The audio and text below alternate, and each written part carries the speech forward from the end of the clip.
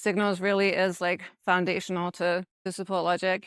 SupportLogic was founded on the belief or the knowledge that there's so much information in this text content of support tickets that we're just missing. We are able to go much further beyond kind of the positive and the negative that is your traditional sentiment. So we're able to detect up to 30 different signals, and then these fall into a couple of different groups. So we do have a positive group and a negative group, but they have a lot of finer grained signals within them.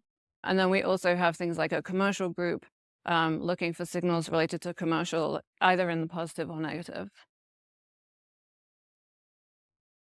And then looking specifically at our signal extraction engine pipeline. So at the beginning of our signal extraction pipeline, text is cleaned and pre-processed. This is a lot of removing the junk text that we don't want to extract signals from. It's getting the text in a good shape to be handed to an LLM to make sure the LLM is going to get the best it can out of the data. The text is then embedded at the sentence level by an LLM.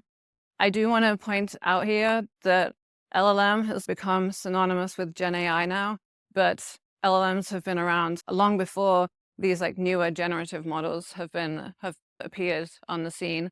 So every generative text AI model is an LLM, but not every LLM is a generative model. We're using an LLM here, but it's not like one of the Gen AI models.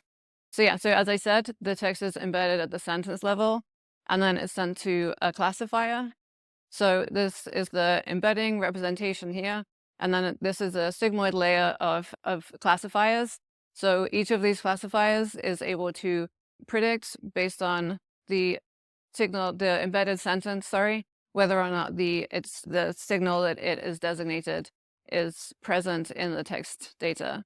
These classifiers are multi-label, which means that you can have multiple truths predicted through this layer of 40 plus signals. And then these classifiers are trained on millions of rows of sentence data so that we can get an accurate representation of when a signal is present or not present. And then the final step in our pipeline is feedback. So through our UI, we have the ability for customers to provide feedback on the signals that they're seeing.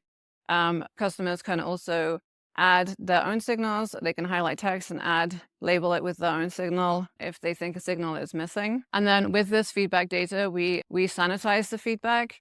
Unfortunately, customer feedback is not always the cleanest. Yeah, we see a lot of duplication, signals added and then removed, then added again, things like that. So we want to clean it up and make sure that none of that noisy data is going to get into our class, and make sure that the feedback that we have is going to improve the classifier and not be detrimental to it.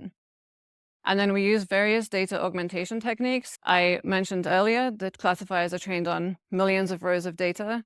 Throwing in like one sentence of feedback is probably not going to shift the needle very much, but we're able to use data augmentation to really grow that feedback into its own little data set so that we can see that it is actually having an effect within the classifier.